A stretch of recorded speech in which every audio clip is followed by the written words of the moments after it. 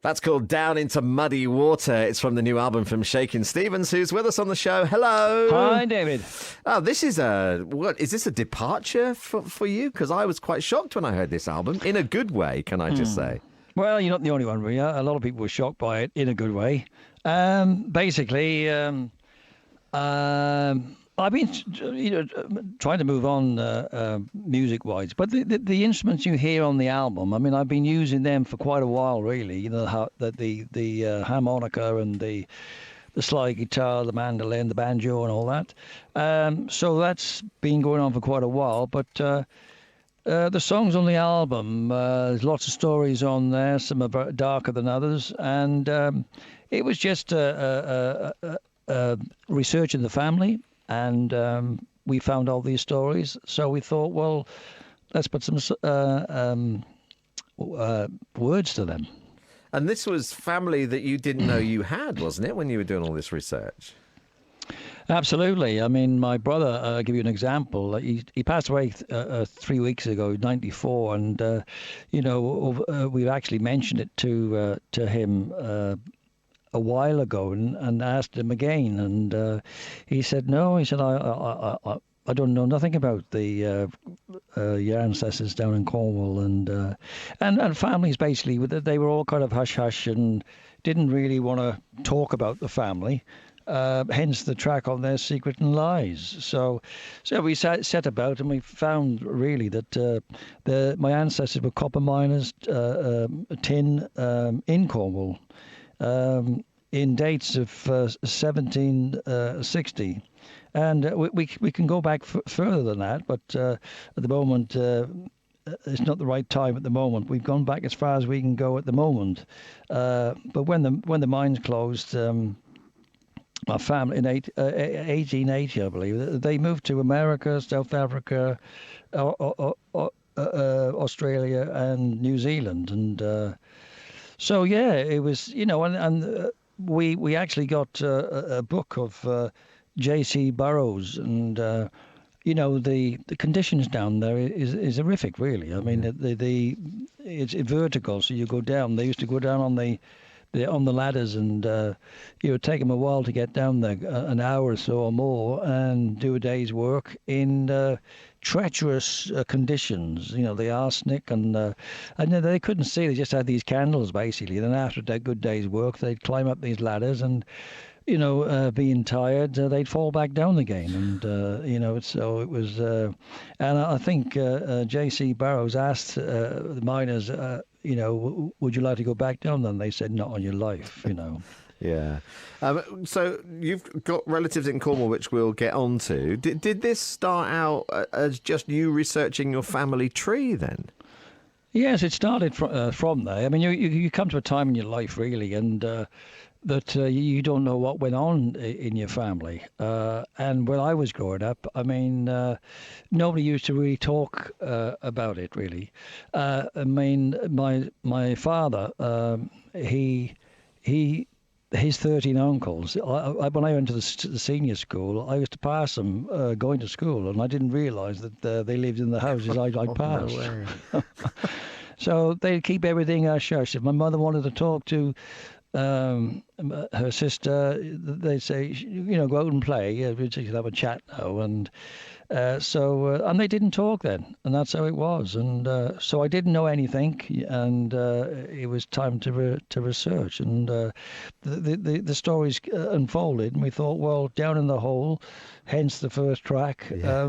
We'll do one about that, and Echoes of Our Times, and my father was in the First World War, and my brother Leonard, and he signed up at the age of 17. He was discharged 50 days later.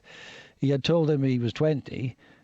He signed up again and became a gunner in the Royal Field Artillery in 1914. And by January 1918, he was injured, blown up basically, and took him 8 days to die, and 11 days later his son was born. So, it's stories basically that people can relate to, and every family's got those secret lies in the closet. Yeah, indeed. Yeah, definitely. Yeah. What were the big surprises that you found out when you were doing all of this then?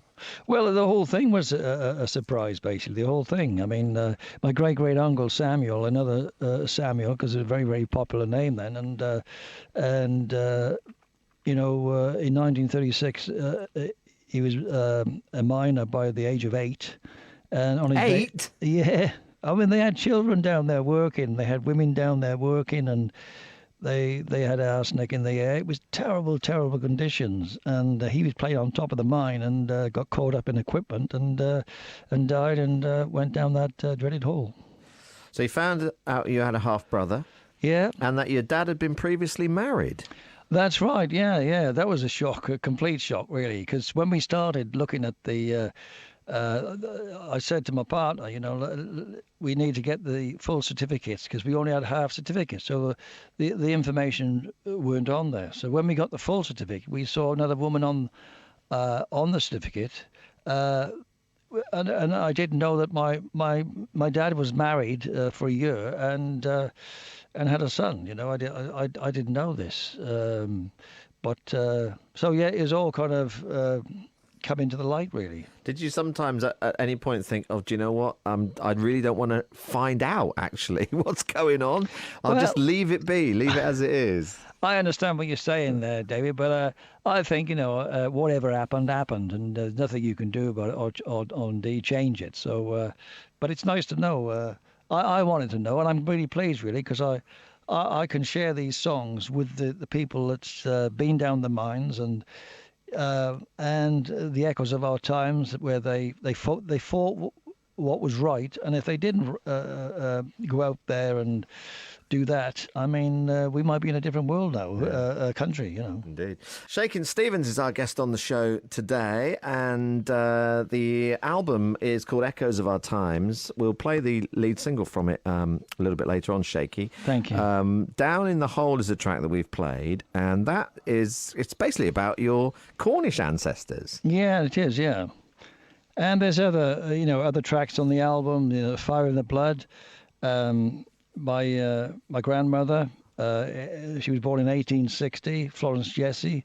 She was in the Salvation Army, and I've got family in the Salvation Army for at least 150 years. And she played a squeeze box and banjo and mouth organ, I believe, as well. And I mean, people think of the Salvation Army, at Christmas time, but they do a lot of great things, even helping with trafficking and stuff like that, and suffer little children.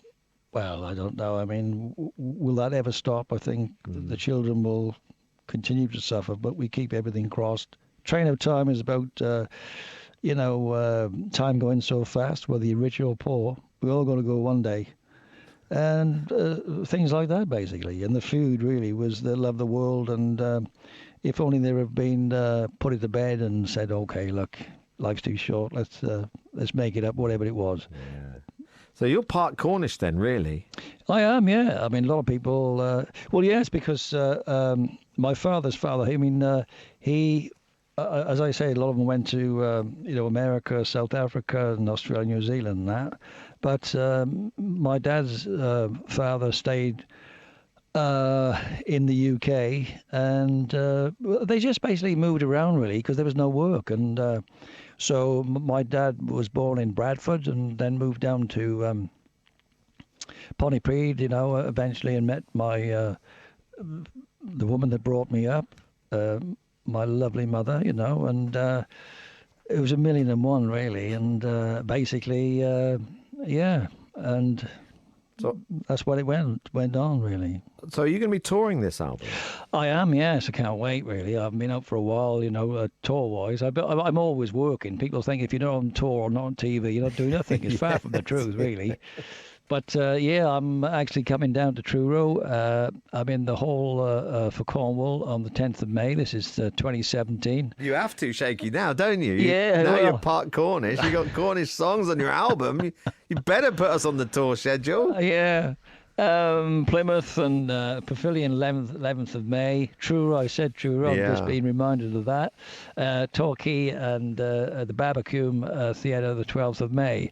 Yeah, you know, a lot of people, in the past they say, oh well, Shakin Stevens, yeah, he's the guy that had the hits, and he lives in Cardiff, grown up in Cardiff. He's a Welsh person, but yeah, there's other multicultural. Yeah, that's right. Thank you for that. Yeah. So look, you've obviously got to do all the big hits when you do the show, haven't you? You're going to do the new album, but you're going to have to do the big hits as well. Do you still like performing those? Well, what we do is we've actually like there was a kind of an anniversary within the anniversary within one tour that we did, and. I think it was the 30th anniversary, and the guy said, let's do Green Door. And I said, well, okay, let's do it, but let's do it different. Why do it the same old way? So we used a double stand-up double bass, a snare, and also and did it acoustically. Nice. And it sounds. I mean, to give you an instance, I met somebody and asked quite a lot of people, which version do you like? And they said, well, when we were growing up, we bought the first record when it came out, but we also like this one better. You should do an album of like that, because there are some bands do that. I mean, look at Status Quo now. They've done all their old hits, but done acoustically. You could do that as well, couldn't you? I could do, yeah. That would be interesting. Yeah, it would be interesting, yeah. I think Status Quo got that from, was it MTV? Oh, yeah, the Unplugged sessions. The Unplugged sessions. I think they got that from there. Yeah. But a lot of people, the guy from White Stripes, he's got an acoustic album out. Hey, there's nothing wrong with that, and you can hear the songs in a different way. And yeah, it's a good thought, really, to when you hear it stripped down, they do sound differently. We have done a stripped down version of Last Man Alive, and it's got kind of a slide bottleneck guitar in there. I think you can see that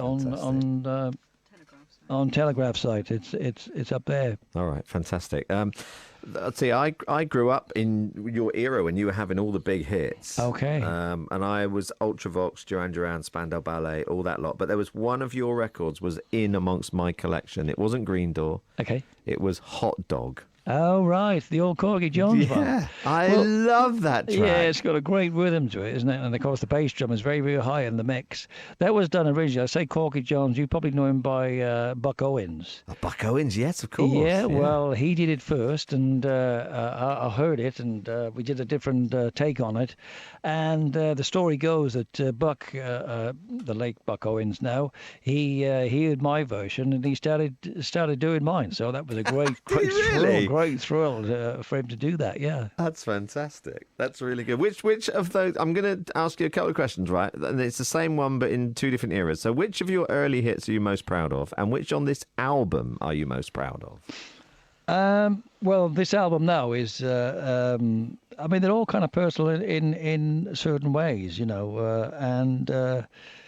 As I said about the Fire in the Blood, my Fire in the Blood, my grandmother, etc., etc. But for the early hits, I don't know. I have to think about that really. Let's say if it was, this is it was a long time getting my hit record, and it was Hot Dog that did it for me, actually. Yeah, that was the one that actually broke it, wasn't it? Yeah, he'd actually given me my first in the UK. Marie opened it up for me in Europe and this whole house internationally. So let's go with your favourite, Hot Dog. Hot Dog, yeah, lovely. So have you gone away from rock and roll now?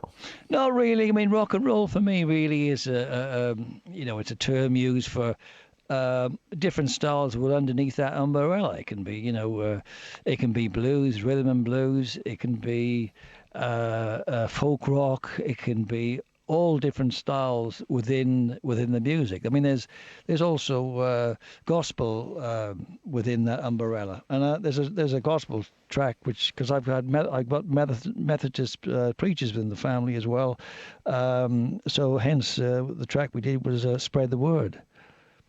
I'm going to finish up with the current single then, shall we? Last Man Alive. Do you just want to tell me about this one? Then we'll give it a play. Thank you, David. Well, this particular track is man destroying our planet, and the planet is hitting back. Hence floods, fire, pollution, forests, global warming, and we're the ancestors of the future. Here it is. We look forward to seeing you in May next year then, Shaky, down here in Truro. Lovely talking to you, David.